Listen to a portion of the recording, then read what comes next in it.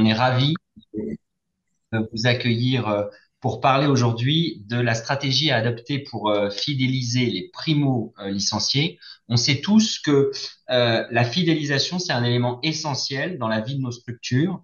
Quand on a un cavalier dans son club, on a tous vécu ça, un cavalier qui part, un cavalier qui se réinscrit pas. On s'est tous demandé à ce moment-là comment je vais le remplacer. C'est vrai qu'à une époque, c'était peut-être un peu plus facile. En tout cas, on avait un peu plus de cavaliers, de nouveaux cavaliers qui franchissaient la porte des clubs. Mais aujourd'hui, il suffit d'entendre les chiffres, par exemple, de la démographie pour se dire que, bien sûr, on va continuer de recruter des enfants dans nos centres équestres, dans nos poney clubs, mais qu'il y en aura peut-être un peu moins, et qu'en tout cas, la concurrence avec les autres sports va être encore plus importante.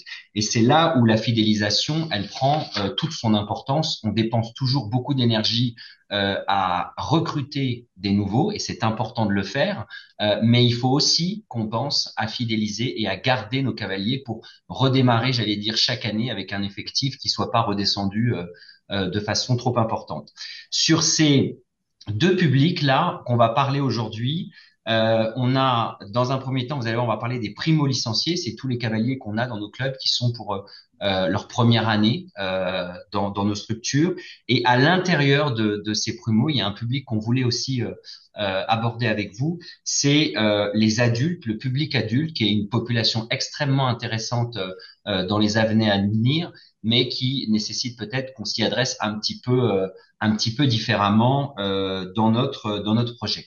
Voilà, c'est un sujet passionnant qu'on voulait partager avec vous aujourd'hui, qui a été préparé, comme vous le savez, avec les équipes de la fédération. Et on a la chance aujourd'hui d'avoir nos dirigeants experts qu'on aime à avoir dans nos visios pour vous donner le plus d'éléments concrets et vous donner des exemples que vous allez pouvoir mettre en place dans vos structures. On accueille aujourd'hui Julie Viendray des écuries des Blés d'Or, ça c'est en Auvergne-Rhône-Alpes et en Haute-Savoie, à Cusy, pour ceux qui connaissent ce club, et Frédéric Tiberti, dirigeant de Horse Experience. Là, c'est un peu de l'autre côté.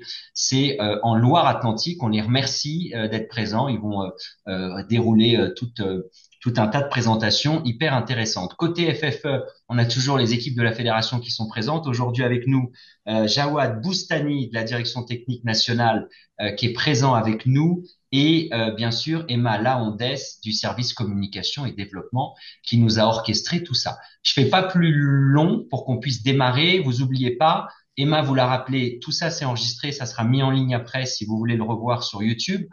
Vous avez le chat dans lequel vous pouvez poser toutes vos questions. À la fin de la visio, on se garde un temps d'échange et on posera vos questions à nos intervenants qui pourront vous répondre si vous avez besoin de précision. Un grand merci d'être toujours aussi nombreux et on peut démarrer tout de suite. Emma, je te donne la parole. Merci beaucoup. Merci Julien. Alors, en première partie, on va d'abord voir les grands principes de la fidélisation et les outils FFE. Donc là, ça va vraiment être un petit peu de théorie et revenir sur les outils clés de fidélisation. Ensuite, on passera sur des études de cas, donc avec vraiment les retours terrain de Julie et Frédéric, un partage d'expérience sur différentes thématiques. Et enfin, on passera sur un petit temps, comme d'habitude, sur des questions-réponses. N'hésitez pas dans le chat à poser vos questions, on y répondra à la fin. Si en cours de route, on s'aperçoit qu'on peut y répondre en temps réel, c'est super. Mais en tout cas, tout sera abordé à la fin. Alors, hop, je passe directement au parcours de fidélisation. Donc que je vais continuer avec Jawad. Jawad, si tu es connecté, Bonjour à et tous. si tu peux prendre un petit peu le Effectivement, rôle du cavalier pour qu'on fasse voilà, cette présentation à quatre mains. à quatre mains. Effectivement, je vais faire un peu le rôle du cavalier qui est inconnu pour l'instant au club et qui cherche à aller vers le centre équestre, trouver un centre équestre pour aller pratiquer de l'équitation. Donc, dans un premier temps, qu'est-ce que je fais? Ben, je vais rechercher un établissement, que ce soit sur Internet ou par le bouche à oreille. Là, je vais prendre mes premiers renseignements sur la structure. Donc c'est pour ça que vous, en tant que club, faut vraiment être vigilant sur la vitrine digitale, c'est-à-dire sur votre site internet, que les infos soient bien à jour. On a un planning, par exemple, pour cette année 2024-2025. Vos réseaux sociaux qui sont très importants, très consultés. Vous pouvez également indiquer vos tarifs, vos événements. partager des photos du club. C'est vrai que c'est assez engageant, notamment si vous avez également l'avis de vos cavaliers, vos commentaires. Voilà, tout ça, c'est très important et ça peut vous permettre de tirer un petit peu votre épingle du jeu dans cette recherche d'établissement. Vous êtes assez nombreux, donc l'objectif, c'est un petit peu de se distinguer de la concurrence.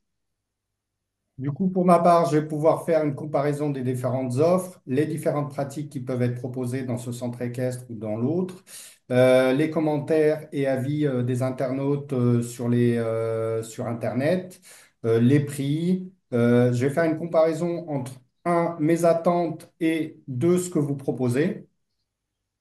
Tout à fait. Donc là, on va un petit peu passer aussi sur l'accueil au Poney Club, c'est-à-dire que la personne va arriver en tant que visiteur. Vous, à l'accueil, vous avez un rôle qui est primordial. Donc tout doit être soigné. Ça, on en rediscutera un petit peu après dans la visio. Voilà, il va y avoir la visite des installations, la présentation de vos offres. Donc c'est à ce moment-là que le choix va être décisif. Effectivement, je vais arriver. Avant, je vais vous avoir appelé. Comment je vais me sentir écouté lors de ce premier coup de téléphone. Et puis, ma première impression va se faire dès que j'aurai passé la porte du centre équestre. Tout à fait. Et donc là, c'est le moment où on va proposer un petit peu nos offres, vos différentes formules. Si vous avez bien écouté attentivement les attentes de vos cavaliers, vous allez pouvoir un petit peu aiguiller sur soit un forfait annuel, soit des cours à la carte, même des stages. Et ça peut être des séances d'initiation pour se faire une première idée. Et l'objectif, bien sûr, ça va être ensuite de fidéliser. Moi, cette première séance-là, je vais évaluer l'accueil, la pédagogie, comment j'ai été accueilli, comment est-ce que j'ai pu créer une relation avec mon poney, suis-je frustré à la fin ou pas de ma séance, quelle ambiance il y a eu pendant ma séance. Bien sûr. Et ensuite, fidéliser, engager. Je voudrais pas trop avancer sur ce qu'on va dire à la suite, mais en tout cas, on va voir tout ça pendant cette vision. Là, je suis séduit par ce club ou par le prof et je souhaite y retourner. D'où je deviens fidèle pour devenir ambassadeur à la fin et que ce soit à mon tour de reprendre le chemin inverse et d'être la personne qui fait du bouche à oreille et qui émet des avis positifs sur la structure. Exactement.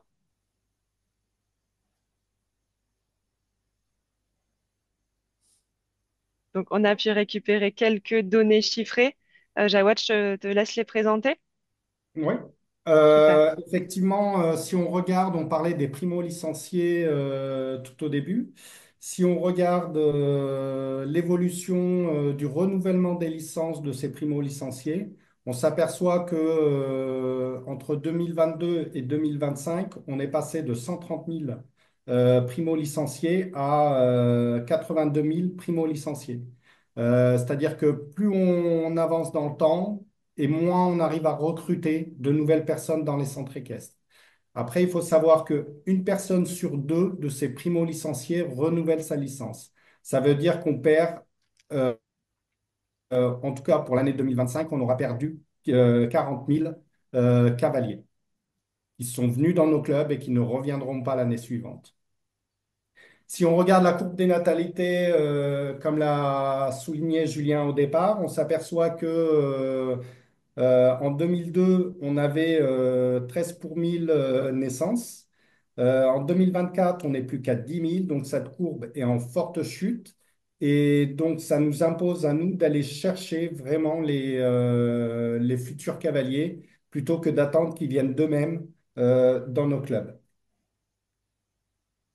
Sur les tranches d'âge Ah, concernant le côté renouvellement des licences, on s'aperçoit que là où on perd le plus de licences, c'est sur les 15, les moins de 6 ans. On perd plus de 55% des primo-licenciés.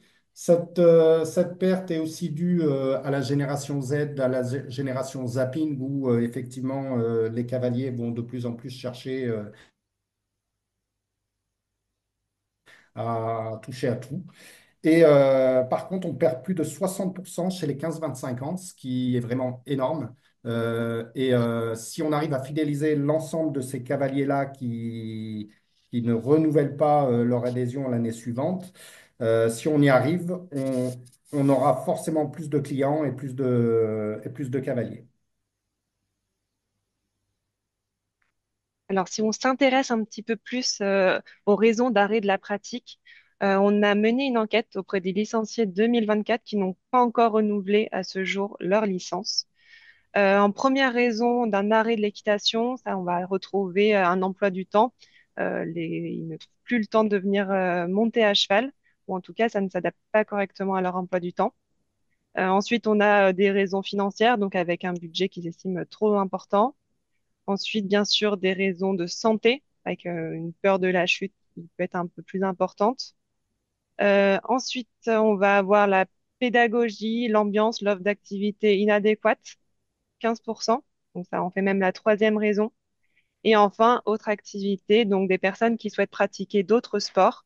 Ça, on retrouve à 10%. Et comme disait Jawad, on est vraiment sur une société zapping où beaucoup alors que ce soit des familles ou même d'adultes, vont vouloir tester plusieurs activités, soit en faire plusieurs dans la même semaine, ou alors d'une année sur l'autre, varier les activités.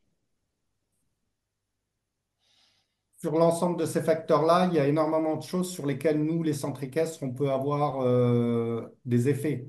On va le voir après, proposer une pédagogie adaptée, une ambiance positive, faciliter l'emploi du temps.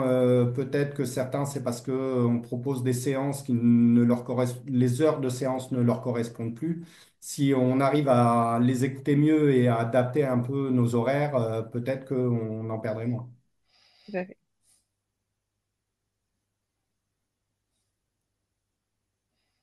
Un des leviers de la fidélisation, on s'aperçoit que, effectivement, si on inscrit un cavalier dans un véritable projet, que ce soit un projet de formation ou un projet de compétition, on s'aperçoit qu'on le fidélise dès la première année. On a 40% des primo-licenciés, s'ils passent un galop, euh, poursuivent l'équitation sur plusieurs années à la suite et plus de 60% au niveau global et 74% des cavaliers ayant participé à un concours renouvellent leur licence l'année suivante. Tout à fait. Alors, si on fait un petit zoom sur les galoponnés, c'est un levier qui peut être assez fidélisant, en tout cas pour cette tranche d'âge qu'on a du mal à fidéliser.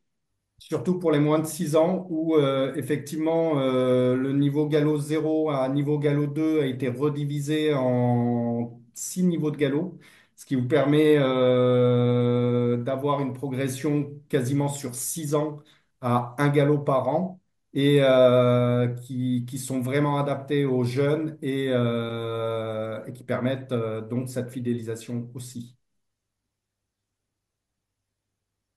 Ensuite, on a quelques outils pour vous accompagner sur cette fidélisation. Bien sûr, vous avez toujours depuis votre espace FFE Classif votre dossier fidélité où vous pouvez vous comparer aux moyennes régionales, nationales. Ça vous permet d'analyser la fidélité de vos cavaliers et de suivre un petit peu leur évolution d'une année sur l'autre. Ouais, il y a des comparatifs, il y a plusieurs outils qui sont assez pertinents en tout cas pour analyser tout ça. Ensuite, bien sûr, vous avez toujours les enquêtes de satisfaction qui sont proposées toujours sur FFE-SIF.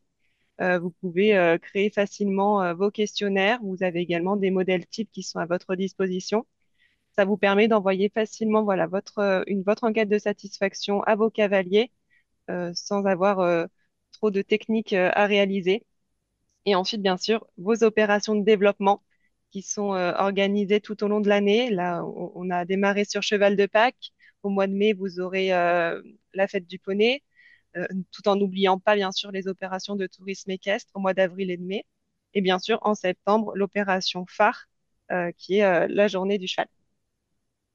Donc, toutes ces opérations, si vous souhaitez vous inscrire, rendez-vous sur toutsacheval.ffe.com.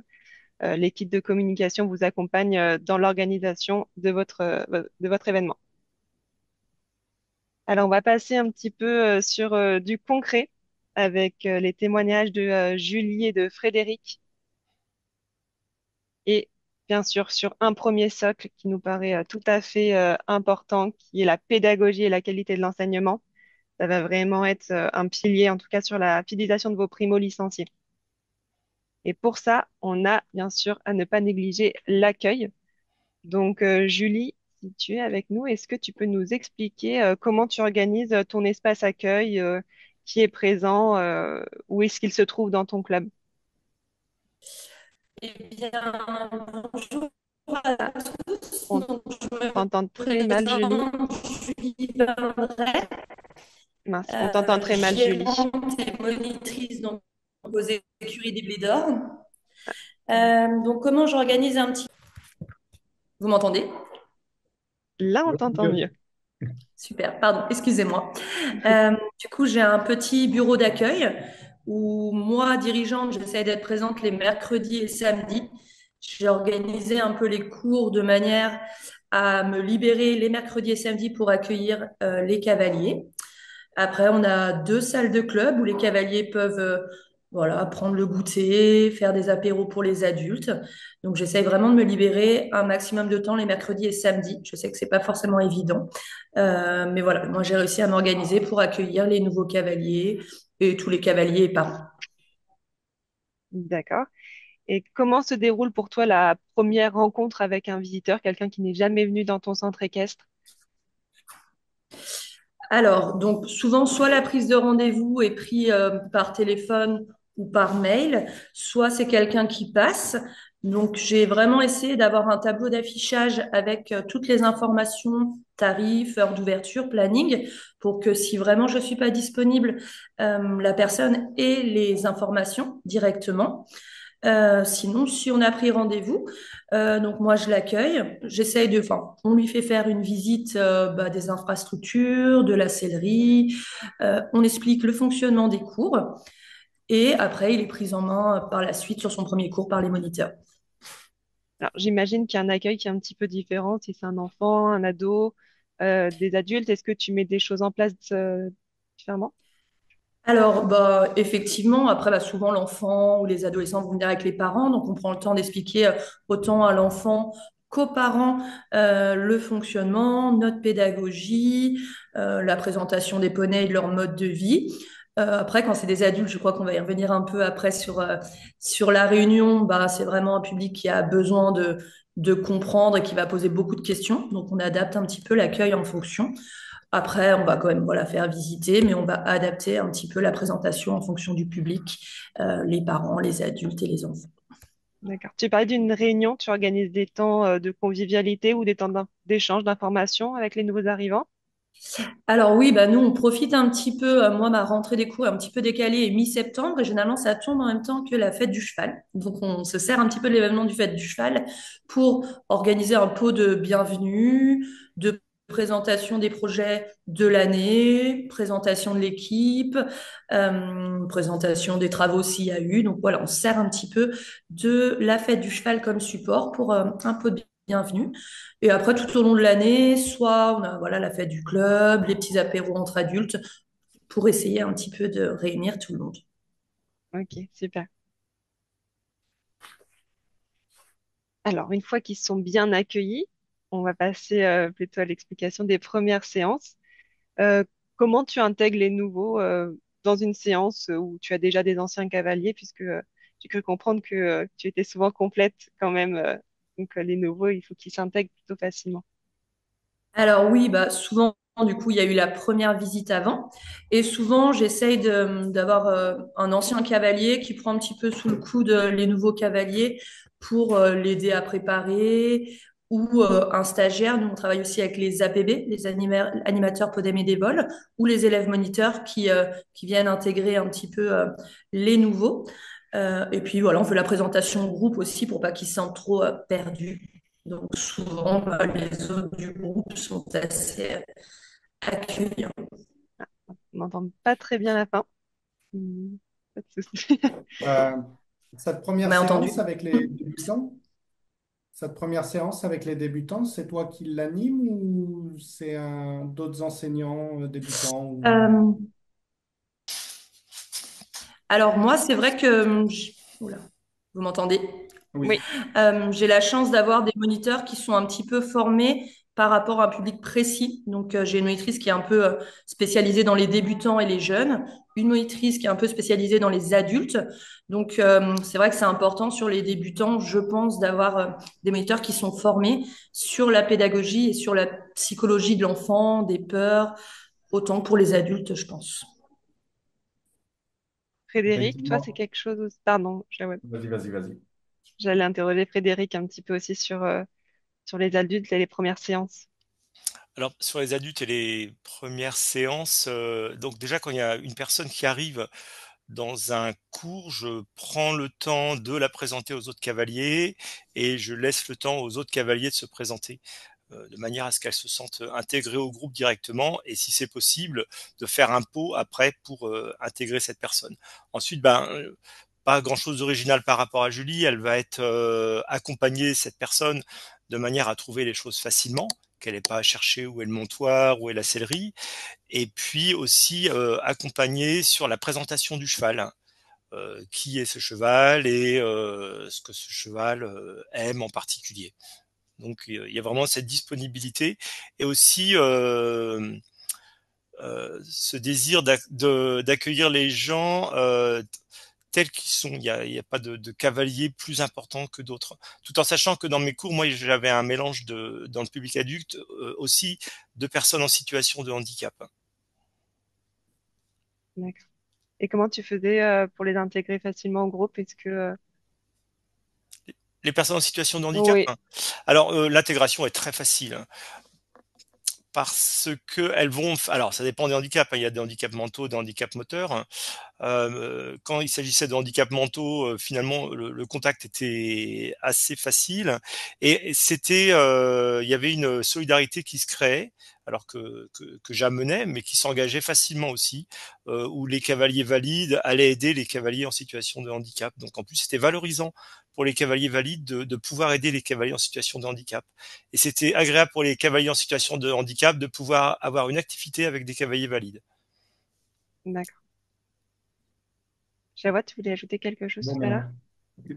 Juste que cette première séance, effectivement, c'est peut-être la plus importante parce que c'est celle qui va permettre d'avoir les premiers ressentis du non-cavalier et de le faire revenir. Et effectivement, c'est très important, comme tu le disais, Julie, d'avoir des enseignants expérimentés pour pouvoir la conduire. Et sur toute la préparation du poney, est-ce que tu as, Julie, une monitrice du coup qui accompagne? On sait qu'on a souvent des parents qui sont pas très à l'aise. Est-ce qu'il y a tout un accompagnement sur ce volet-là? Alors oui, nous, on a un format de cours un petit peu différent. On a un format de cours entre 1 heure et demie et 2 heures et demie, où vraiment le moniteur prend la séance de A à Z, donc en fonction des niveaux. Au moins, je crois qu'il y a le 4, le moniteur est là dans la préparation. Donc on a aussi une partie théorie, approche du poney, travail à pied. Donc voilà, le moniteur est présent sur les 2 heures et demie, entre 1 heure et demie et 2 heures et demie de cours. Après, je voyais dans les commentaires, c'est sûr que sur les toutes petites structures, c'est pas forcément évident à organiser. Moi, j'ai commencé toute seule, donc je sais ce que c'est. Maintenant, j'ai la possibilité, voilà, d'avoir des moniteurs qui sont sur des créneaux de 2 heures et demie et on tourne, voilà, entre moniteurs pour qu'un moniteur soit toujours présent, pour l'aide à la préparation. Ok. Alors, si on fait un petit focus sur les adultes, Frédéric, est-ce que tu peux nous donner quelques clés, en tout cas d'enseignement pour ce public spécifique? Alors, c'est vraiment un public auquel je me suis beaucoup intéressé et c'est mon public principal. Et je dois dire que la particularité de mes cours, c'est que ils sont constitués de cavaliers adultes qui n'ont pas d'autre objectif que de venir monter à cheval. C'est-à-dire que ils préparent pas des galops, ils veulent pas faire de compétition, et néanmoins ils sont fidélisés depuis 15 ans.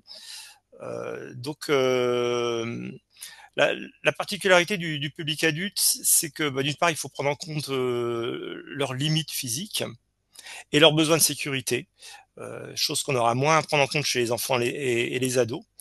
Donc, s'assurer qu'à chaque instant de la séance, ils vont se sentir en sécurité. Ce qui veut dire adapter avec la bonne monture et aussi parfois adapter le matériel. Moi, ça m'est arrivé d'avoir des selles creuses que je pouvais proposer aux adultes pour les avoir en sécurité. Une autre chose qui est importante chez les adultes aussi, c'est que ils ont cette envie d'apprendre et de ressentir.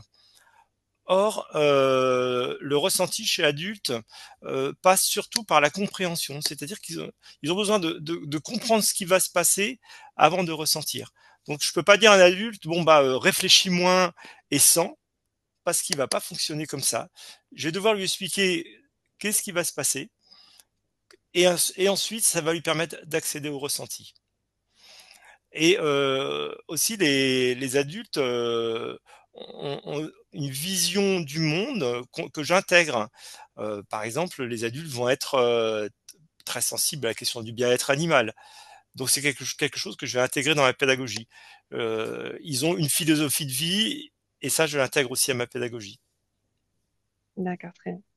Et Julie, j'ai vu que tu avais ouvert du coup récemment un cours à destination des adultes. Comment est-ce que tu as construit ce nouveau programme?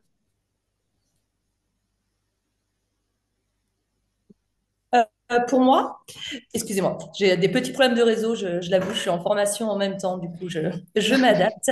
Pas de souci. Donc, j'essaye d'avoir vraiment un projet pédagogique. Après, ça demande beaucoup de travail en amont en fonction de chaque public. En début d'année, on se fixe nos objectifs, donc autant du passage de galop répétition ou préparation d'un spectacle et on construit au fur et à mesure nos séances. Enfin, je construis en parallèle avec mon public une année de séances en fonction de l'objectif choisi un petit peu, alors individuellement, mais dans un groupe, quoi. D'accord.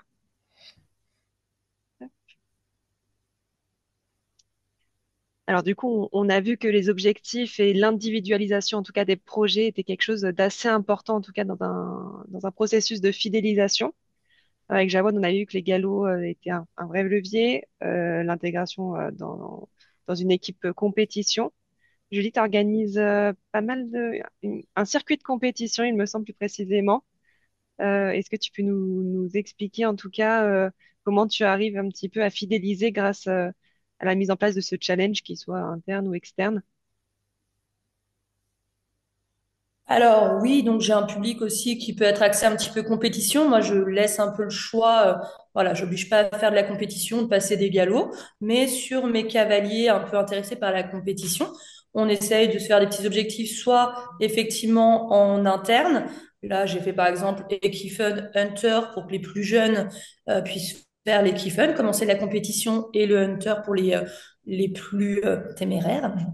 Et après, on fait aussi des concours externes en termes club, des concours club. Et c'est vrai que ça motive et ça fédère une petite partie axée compétition. Mais pour ma part, j'essaye vraiment de pas être un club spécial compétition, mais de laisser ouvert aussi aux autres publics, que ce soit sur le travail éthologique ou le loisir ou non. Et du coup, dans tes semaines de stage, tu organises des modules. Je prépare mes premiers concours. Tu les organises comment, ces petites animations? Euh, Effectivement, du coup, depuis quelques années, je fais des stages un petit peu pour les premiers cavaliers qui veulent se lancer en concours. Voilà, moi, je me suis aperçue que c'est souvent un peu un stress. Donc, moi, j'ai aussi une préparation, une formation de préparatrice mentale. Donc, je prends en compte un petit peu l'explication du coup du fonctionnement du concours en prenant toutes les étapes. Et voilà, et après j'adapte en fonction du niveau, mais on prend toute la partie émotion, pratique, technique, soin du cheval. Et c'est vrai que c'est pas mal apprécié pour les cavaliers qui veulent commencer les concours. Ils se sentent un petit peu moins lâchés dans la... D'accord. Et tu avais produit, alors c'était peut-être l'année dernière, des supports comme un cahier de poney. Est-ce que tu peux nous en parler un petit peu, comment c'était construit?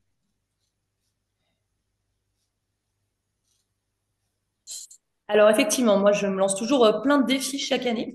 Là, c'était beaucoup de travail. Mais j'ai fait des petits cahiers. En fait, je me suis inspirée de ma fille qui était à l'école et souvent les enseignants expliquent un peu ce que les enfants font en cours pour les parents. Moi, je trouvais ça intéressant que les parents qui assistaient pas puissent voir un petit peu où en étaient leurs enfants. En même temps, fixer les objectifs s'il y en a qui voulaient passer les galops. Donc, en fonction des âges, j'ai mon cahier poney, c'était pour les 3-7 ans. Et après, tous ceux du galop 1 au galop 7. Entendant. Donc, on avait les objectifs des galops, les attentes, une partie un peu sur le bien-être du poney et aussi des petits, comme je disais, des petits conseils, des petits tips en préparation mentale, en gestion des émotions. C'est une part que j'aime bien aborder et qui est assez appréciée du public aussi. D'accord. Moi, j'ai une petite question pour Frédéric. Qu'est-ce qui fonctionne le mieux avec les adultes? En tout cas, si l'objectif n'est pas forcément la compétition, qu'est-ce qu'on pourrait leur proposer? Alors, l'objectif chez les adultes, c'est à chaque séance, de vivre un moment de relation et de connexion avec le cheval. C'est ça qu'ils viennent chercher et qu'ils viennent chercher à chaque séance. Néanmoins, il y a des activités qu'ils aiment beaucoup, en particulier, par exemple, des cours en musique. Et ça peut venir clôturer. Moi, je faisais ça toujours la dernière séance avant les vacances. On faisait un cours en musique. Mais lorsque je proposais ce cours en musique et lorsque je le propose encore, bien sûr, je peux les faire monter avec de la musique et c'est déjà sympa. Mais en plus de ça, je profite de la musique pour renforcer la connexion avec le cheval. Et donc là, ça vient catalyser les sensations. Et vraiment, c'est ce qu'aime le public adulte, c'est redescendre de cheval en se disant j'ai pris des sensations et j'ai été heureux avec mon cheval. Et vraiment, on peut les fidéliser comme ça pendant des années, au même titre que lorsqu'on va avoir des amis, on n'a pas forcément un objectif avec des amis. On peut aller les voir simplement parce qu'on est heureux d'aller les voir et on peut aller les voir pendant des années. Et comment tu utilises la musique justement de manière un peu plus concrète? Est-ce que c'est en fonction des exercices? Est-ce que Oui, alors j'ai plein de manières de l'utiliser. Euh, la première chose, c'est que avant de commencer un cours en musique, je vais d'abord faire un petit peu de travail de préparation où je vais connecter le cheval et le cavalier. C'est-à-dire que le cheval doit vraiment écouter très finement le cavalier et je vais faire travailler le cavalier sur sa posture pour qu'il soit liant avec son cheval. À partir du moment où le cheval écoute très finement et où le cavalier est liant, eh ben on peut parler de danse. Le cavalier peut danser avec son cheval. Et après, je vais utiliser des musiques. J'ai une playlist de 400 morceaux et je vais utiliser des musiques pour chaque allure. Et je vais demander aux cavaliers qui auront été préparés à chaque fois de caler le cheval sur le rythme de la musique. Et à partir de ça, il y a vraiment ce bonheur de rechercher cette connexion avec le cheval, avec la musique. Et c'est vraiment des moments où les cavaliers se lâchent et prennent de très bonnes sensations. Après, je peux utiliser ce travail-là pour travailler pour des exercices sur le plat. Si par exemple j'ai des cavaliers qui veulent s'orienter vers le dressage, où on va pouvoir dérouler une reprise avec la musique, dans l'idée d'avoir une cadence qui soit toujours régulière, tout en ayant les contraintes techniques du travail sur le plat. Voilà, par exemple. Super. au bout de combien de temps tu arrives à les faire marcher en musique sur le rythme, que ce soit le rythme du cheval et de la Ah, musique? dès la première séance. Dès la première séance. Les cavaliers les plus débutants vont avoir cette sensation au pas, parce que même un cavalier débutant, on peut le connecter très finement au cheval. Et s'il n'y arrive pas au trot assis, vraisemblablement, il va y arriver au trot enlevé. Et quand bien même au galop, il n'y arriverait pas, il aurait quand même ce plaisir de galoper en musique. Et avec les plus confirmés, on va vraiment beaucoup plus loin. Serais-tu Mais prêt à dès le premier partager? cours, j'ai envie de dire, dès lors qu'on apprend au cavalier à se connecter au cheval, dès le premier cours, on peut faire des choses très très évoluées. Serais-tu prêt à partager ta playlist?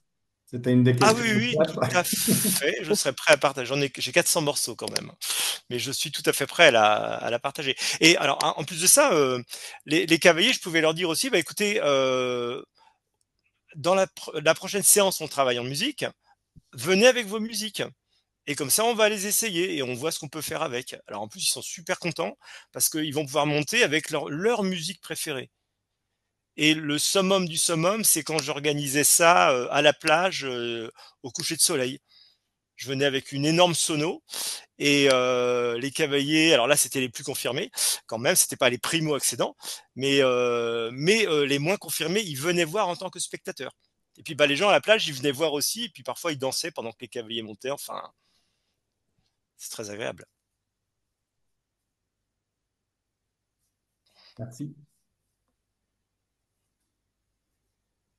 Et on va pouvoir s'intéresser à la posture de l'enseignant. Donc, quelque chose d'assez parlant, c'est que 7% de la communication, elle est verbale, 38%, elle est transmise par le ton de la voix et 55% par le langage corporel.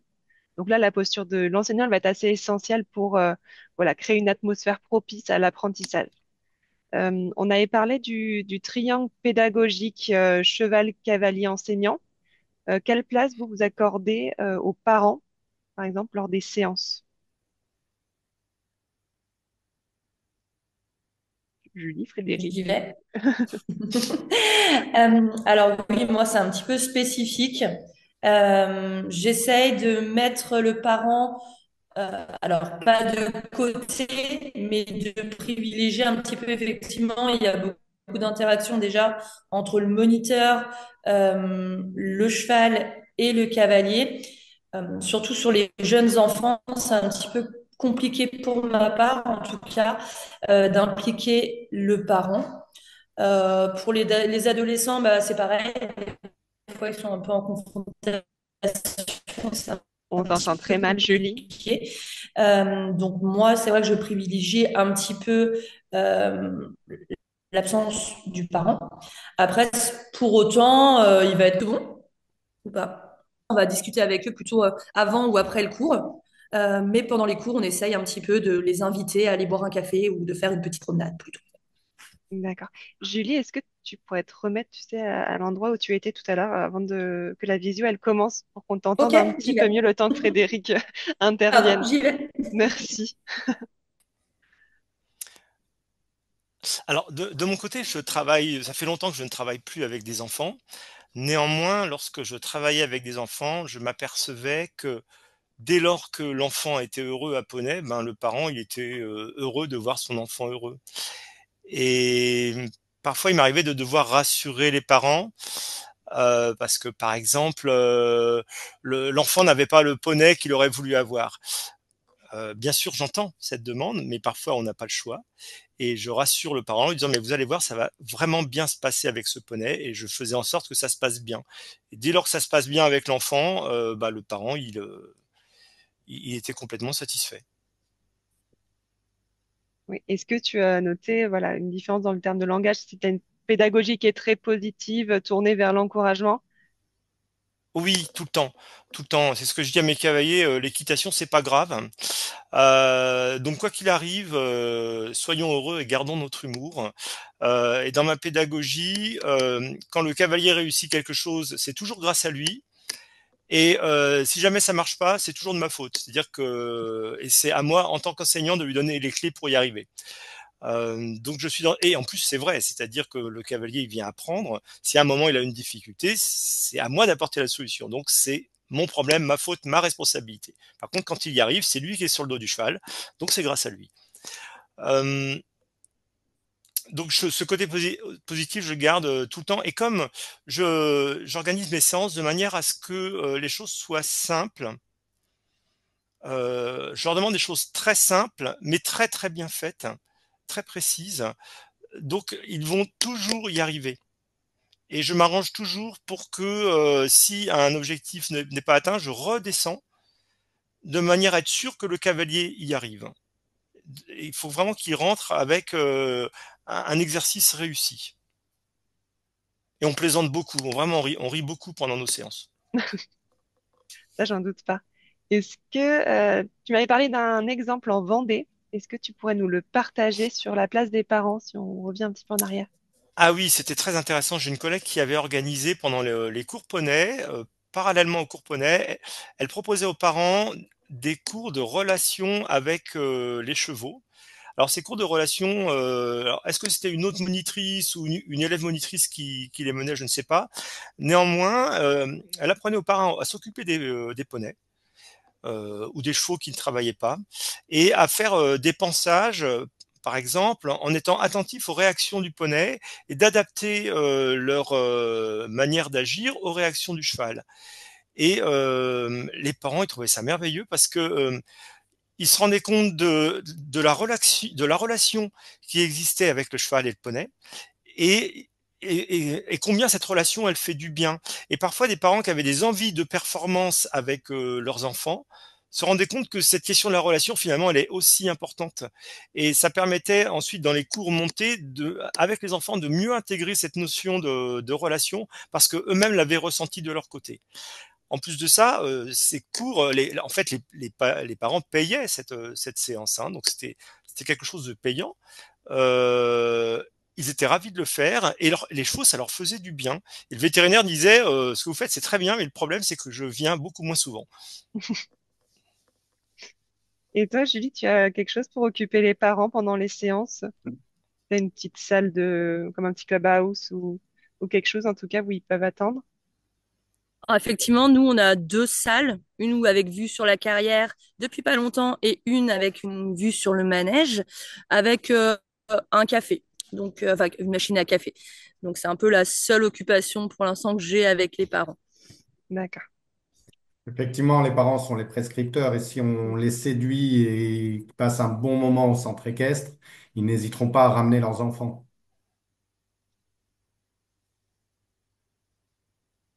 Alors, on va pouvoir passer à un deuxième grand principe de la fidélisation, ça va être la convivialité et bien sûr la communication.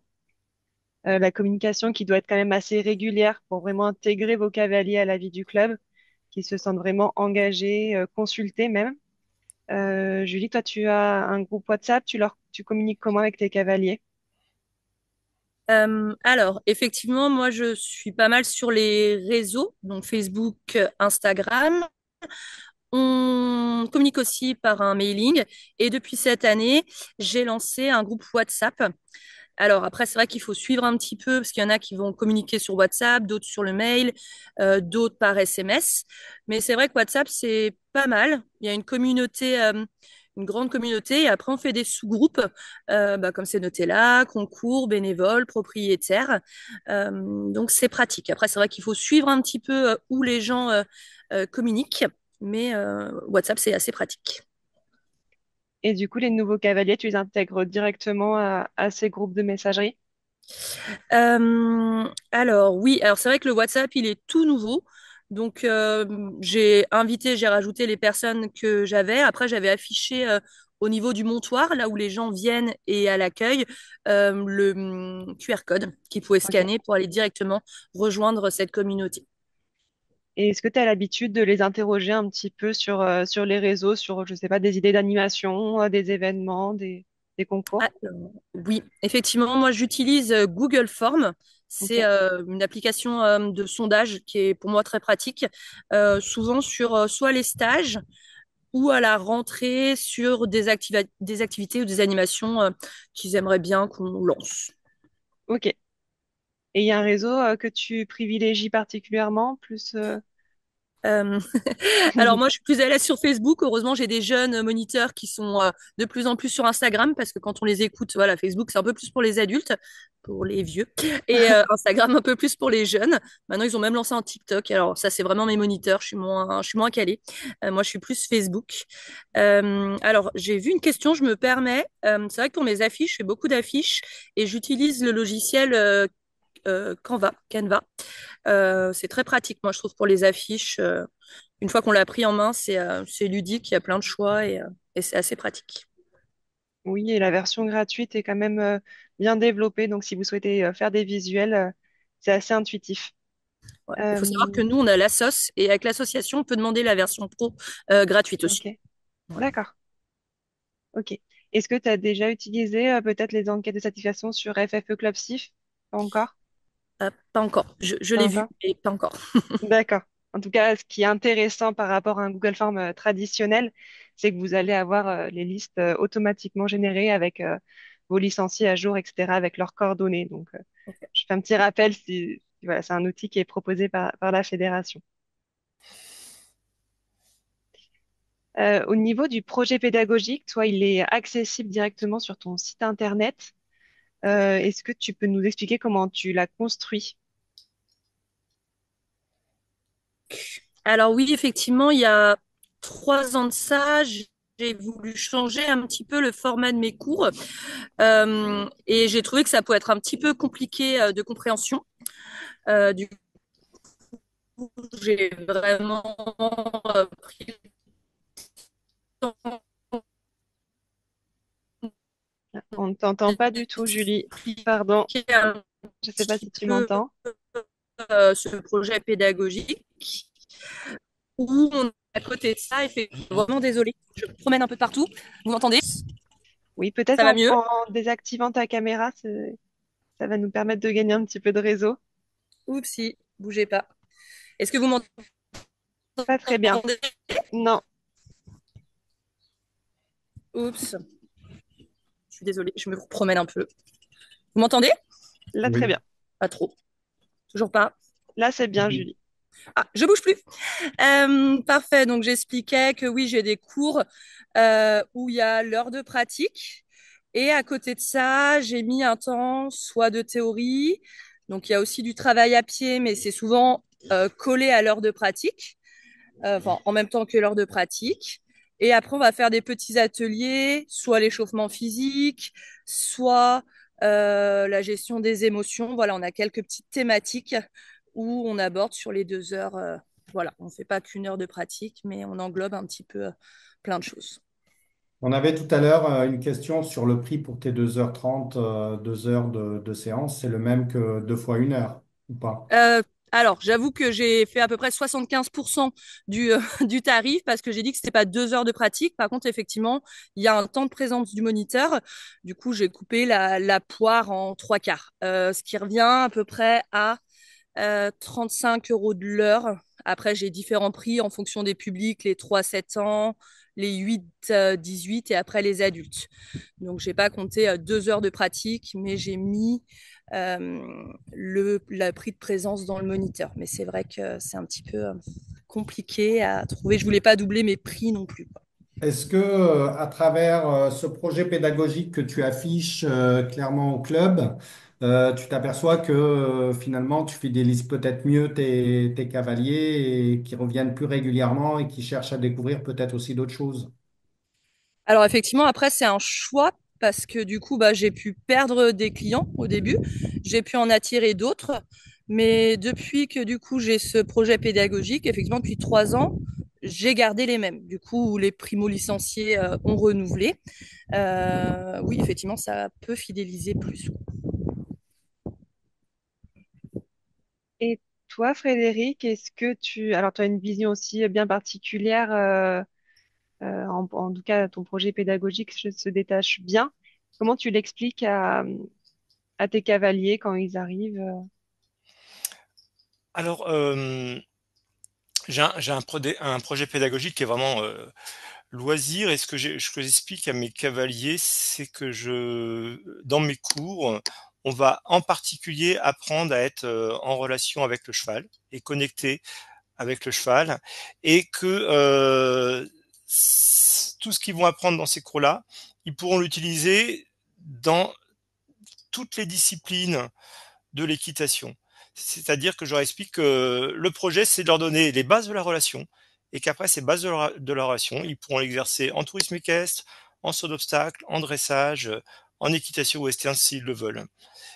Et comme c'est vraiment une recherche chez les adultes aujourd'hui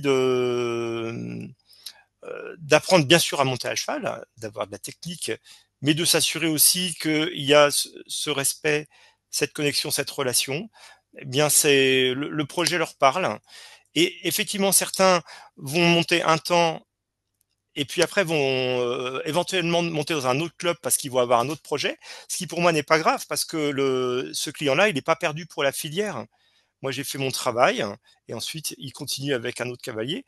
Mais j'ai aussi des cavaliers qui, adultes, savaient pas trop ce qu'ils allaient faire, et 3 ans après, qui achetaient un cheval, qui mettaient en pension dans les écuries. Ok. Et Julie, ton projet pédagogique, mais peut-être le tien aussi, Frédéric, ils sont amenés à évoluer au fil du temps. Est-ce que vous interrogez du coup régulièrement vos cavaliers pour l'adapter et répondre au mieux à leurs attentes?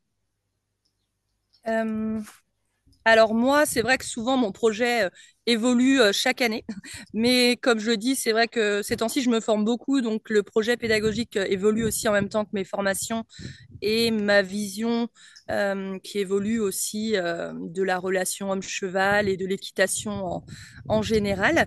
Après, je continue quand même à questionner mes cavaliers pour voir un petit peu leurs attentes aussi. J'essaye de lier les deux. J'en profite pour répondre. J'ai vu une petite question tout à l'heure qui me demandait pourquoi j'avais perdu les licenciés, enfin des licenciés, comme je disais tout à l'heure. En fait, pareil, je commence à avoir un rapport à la compétition un petit peu différent. Donc, je me suis spécialisée un peu plus dans le hunter, moins dans l'obstacle. Donc, la plupart des cavaliers que j'ai pu perdre, du moins l'année dernière, c'est plus des cavaliers qui sont allés sur un circuit un peu plus compétition obstacle. Donc voilà. Après, on se remet toujours en question. Il y a toujours des choses à améliorer, mais la plus grosse partie des licenciés que j'ai pu perdre, c'était plus axé sur la compétition, sur lequel je me remets un petit peu en question. Ah, alors je vois que le temps file. Euh, Bien sûr, on a évoqué le fait de faire du club un lieu de vie avec de nombreux moments conviviaux qui sont parfois à l'initiative d'une association. En tout cas, intégrer tous vos cavaliers, ça va être un véritable facteur, en tout cas, de fidélisation. Ça, je pense que vous le faites déjà tous. Mais toutes les animations que vous pouvez organiser pour les impliquer dans la vie du club. Julie, par exemple, organise des journées avec des thématiques photos de classe, grand nettoyage des écuries, des ateliers théorie. Voilà, c'est plein d'idées, en tout cas, qui peuvent vous permettre de rassembler vos cavaliers, aussi bien les nouveaux que les anciens, pour à la fois fidéliser, même recruter des nouveaux. Julie ouvre ses portes aux cavaliers extérieurs lors des stages. En tout cas, c'est plein de petites animations qui vont faire vivre votre club et qui vont vous permettre voilà, d'avoir une image très positive, en tout cas, que ce soit pour vos cavaliers ou les cavaliers extérieurs. On va passer du coup à le dernier socle, en tout cas, qu'on a identifié pour la fidélisation, c'est vraiment la recherche de la relation aux chevaux. Julie, dans ton club, tu as mis pas mal de signalétique, d'informations, en tout cas, ou même tu vends des produits dérivés comme le calendrier avec les photos des chevaux des écuries. Voilà, tout ça pour créer vraiment un sentiment d'attachement envers la cavalerie. Voilà, de laisser un petit peu du lien. Il me semble que tu proposes des demi-pensions également. Effectivement, du coup, le concept un petit peu de demi-pension, on l'a déjà un petit peu développé et ça fait partie du projet pédagogique de l'année prochaine d'aller un petit peu plus loin sur cette relation un peu plus, alors unique, je m'entends, de cavalier-cheval. Et après, dans nos projets pédagogiques un peu en théorie, on essaye d'emmener le cavalier aussi à s'intéresser au cheval. Là, il y a encore pas l'affiche là, mais sa zone de gratte-gratte, les soins spécifiques qu'on peut avoir par rapport à ce cheval-là. Voilà, on essaye d'emmener plus sur la relation effectivement cheval-cavalier. Et alors là, Frédéric, je me tourne vers toi sur choix et formation de la cavalerie. Pour toi, quels sont les traits, en tout cas, du cheval idéal, en tout cas pour les débutants? Ah oui, alors ça c'est une grosse partie de mon travail aujourd'hui. C'est à peu près 50% de mon travail de préparer la cavalerie d'instruction. Le cheval idéal, c'est un cheval qui va être porteur, confortable, régulier dans ses allures. Bon, quand je dis ça, je pense que tout le monde est d'accord avec moi, qui va être sociable également. Mais c'est surtout un cheval que je vais former spécifiquement. Et en particulier, je vais former les chevaux longtemps à pied. Alors, sur du travail plutôt classique, j'aime beaucoup le travail d'éthologie et j'étais un ancien westerner, donc je connais un petit peu. Mais comme je m'adresse à des cavaliers qui montent en classique, je vais travailler les chevaux à pied en classique. Et aussi, je fais en sorte que les chevaux aient tous les codes de manière à ce que lorsque les cavaliers vont appliquer ces codes, eh ben, les chevaux les connaissent. en particulier qui connaissent bien l'action de jambes.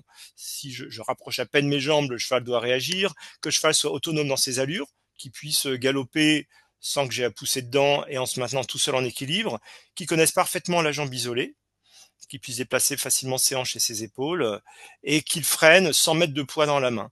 Voilà, quand mon cheval il a tout ça, je peux commencer à le donner au cavalier. Mais pour moi, c'est pas suffisant que le cheval soit juste débourré pour commencer à être monté par le cavalier. Je vais plus loin. C'est un moyen de D'accord. rassurer le nouveau cavalier. Ah ben tout à fait, et c'est surtout un moyen de lui permettre de prendre des sensations tout de suite. C'est-à-dire qu'au premier cours d'équitation, le cavalier prend directement des sensations parce que le cheval connaît les codes. Et, euh, et c'est ça ce qui va donner envie au cavalier de revenir, c'est une fois de plus de prendre des sensations et de voir que le cheval réagit de manière euh, heureuse, on peut dire, aux sollicitations du cavalier.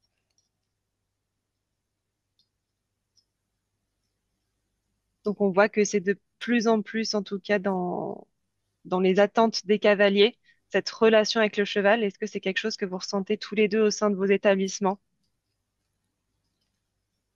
Oui, effectivement. Après, nous, on est persuadés, je pense intimement que c'est important et essentiel de prendre en compte l'équidé, mais je pense qu'il y a vraiment un mouvement pour les cavaliers, une prise de conscience là-dessus sur le rapport au cheval. Après, ça avance progressivement, mais je pense que c'est important pour les centres équestres, pour les cavaliers, d'aller de plus en plus vers la connaissance de l'animal et travailler cette relation homme-cheval. En tout cas, c'est mon avis. Je suis d'accord avec Julie, et c'est pour moi un point incontournable aujourd'hui. Et j'ai même des cavaliers qui ont commencé l'équitation parce que avant, j'aurais fait goûter à pied à une relation avec le cheval qui inscrit du bien-être à la fois pour le cheval et pour le cavalier. Parce qu'il faut bien se dire que quand le cheval se sent bien, le cavalier se sent bien. Il y a une sorte de boucle de rétroaction, comme on dit. Et j'ai même des personnes qui viennent uniquement goûter de la relation à pied au cheval et qui ne montent pas et qui reviennent pour ça et qui payent un cours comme s'ils montaient, hein, parce que moi je suis là à les encadrer dans ces séances-là. D'accord. Hop. Alors, avant de passer aux questions, on vous rappelle juste nos prochains rendez-vous. Donc, le prochain rendez-vous est le lundi 5 mai, où justement, ça fait du lien avec ce qu'on vient de dire. On va parler du bien-être animal, comment faire un réel atout pour le club et le recrutement. Et ensuite, le 2 juin, notre dernier rendez-vous avant l'été, comment anticiper sa rentrée pour la réussir. Et bien sûr, nos deux rendez-vous sportifs avec très prochainement le grand tournoi au Parc Équestre Fédéral, suivi du Generali Open de France. Et nous avons, comme je l'ai évoqué tout à l'heure, nos opérations de développement. Donc, on a cheval de paille, vous pouvez toujours vous inscrire puisque ça se termine le 4 mai.